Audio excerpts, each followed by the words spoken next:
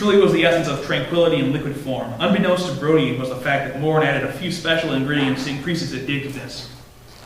So if I give you more of this, will you be part of my science experiment? Morin asked. You betcha, this stuff is amazing. I've never felt like this in a long while, Brody exclaimed. Well, follow me. My name is Morin, and this is Fedrisk. Morin said and walked to their base of operations where Feiner's trying yet another attempt, another failed attempt to correct his father. I'm going to stop there.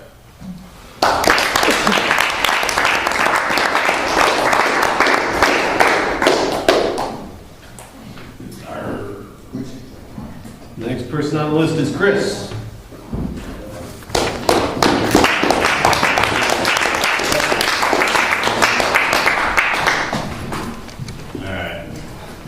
I haven't written in like a year and a half, but last weekend I finally wrote something down. I'm not sure how I feel about it right now, but this is it. It's called What a World This Is. What a world this is, where cheerful, optimistic geeks dressed all in white are actually closeted Marilyn Manson fanatics who crave the delicious passion of S&M. Hypocrisy thrives here, shining up there in the lights, twinkling smugly down at the mall, chuckling and feeling at its finest, but the tiny dolls down below, the glaring, smiling endlessly through their eerie green masks, while the truth continues to flash above them impatiently, waiting to be realized. Like a floating pair of gigantic headlights, it seems impossible that no one notices it, but on and on it waits, a tragically invisible headline that could save them all. And the little wax statues down there persistently stare ahead, unseeing with their blank, painted, unbalanced eyeballs.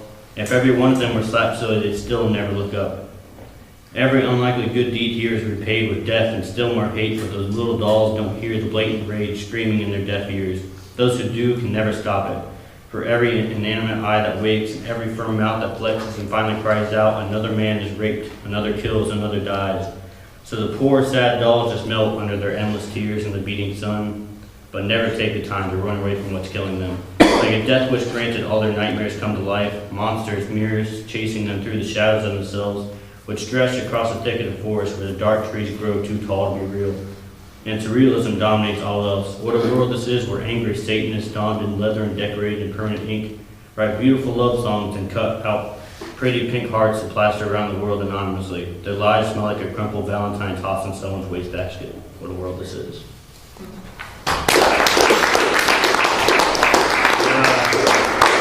I got one more. I wasn't sure if I was going to read it, but I'll go ahead. Basically, I'm very picky in choosing my partners. So this is basically what I'm looking for and why.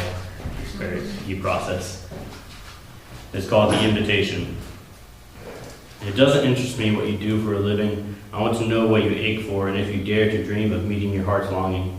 It doesn't interest me how old you are. I want to know if you will risk looking like a fool for love, for your dream, for the adventure of being alive. It doesn't interest me what planets are squaring your moon. I want to know if you've touched the center of your own sorrow, if you've been opened by life's betrayals, or have become shriveled and closed from fear of further pain. I want to know if you can sit with pain, mine or your own, without moving to hide it or fade it or fix it. I want to know if you can be with joy, mine or your own, if you can dance with wild wilderness and let the ecstasy fill you with the tips of your fingers and toes, without cautioning us to be careful, to be realistic, to remember the limitations of being human. It doesn't interest me if the story you are telling me is true. I just want to know if you can disappoint another to be true to yourself, if you can bear the accusation of betrayal and not betray your own soul, if you can be faithless and therefore trustworthy. I want to know if you can see beauty even when it's not pretty every day, and if you can source your own life from its presence. I want to know if you can live with failure, yours and mine, to still stand at the edge of the lake and shout to the silver of the full moon, yes. It doesn't interest me to know where you live or how much money you have. I want to know if you can get up and after the night of grief and despair, weary and bruised to the bone, and do what needs to be done. It doesn't interest me who you are or how you came to be here. I want to know if you will stand in the center of the fire with me and not shrink back. It doesn't interest me where or what or with whom you have studied. I want to know what sustains you from the inside when all else falls away. I want to know if you can be alone with yourself and if you truly like the company you keep in the empty moments.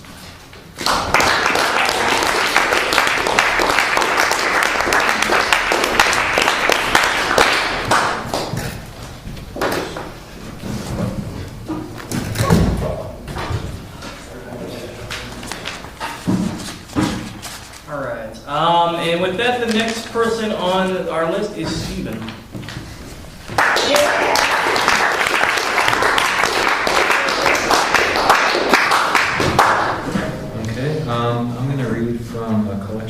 essays by Octavio Paz, and this is going to be an excerpt from the Dialect of Solitude. Solitude, the feeling of knowledge that one is alone, alienated from the world and oneself, is not an exclusively Mexican characteristic. All men, at some moment in their lives, feel themselves to be alone, and they are. To live is to be separated from what we were in order to approach what we are going to be in the mysterious future. Solitude is the profoundest fact of the human condition.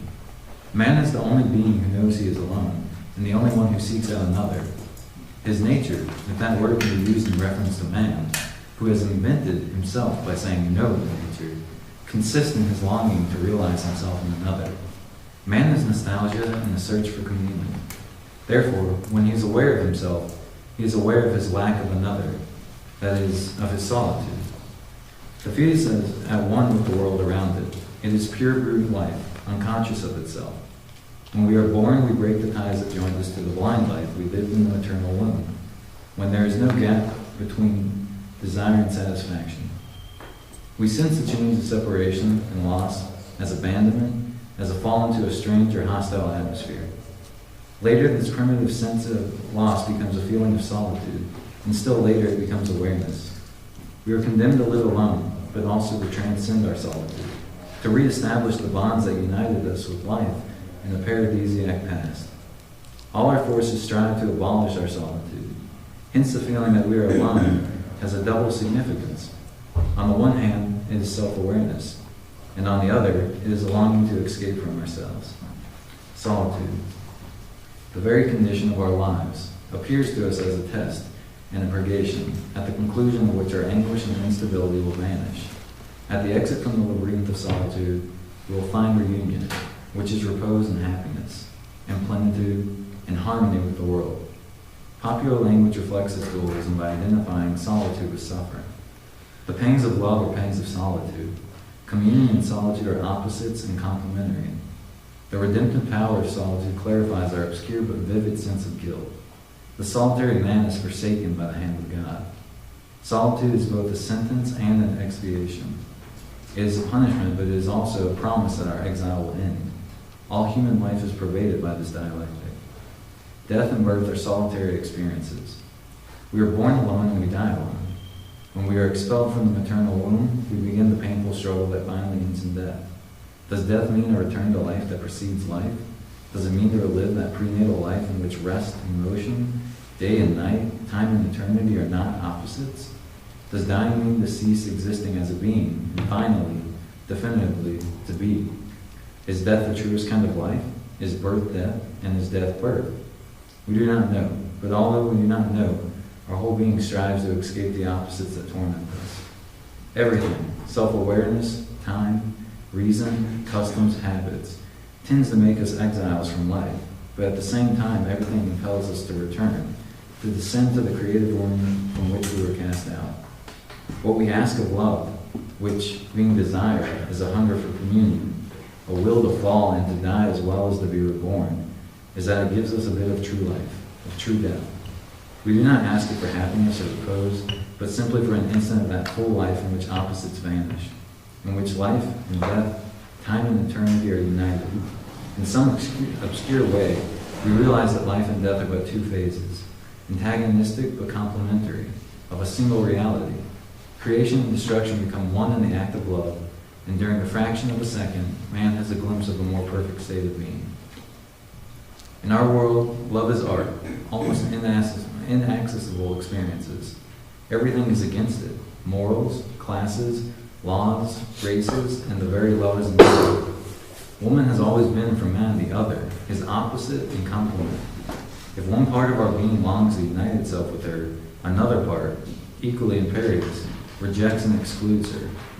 Woman is an object, sometimes precious, sometimes harmful, but always different.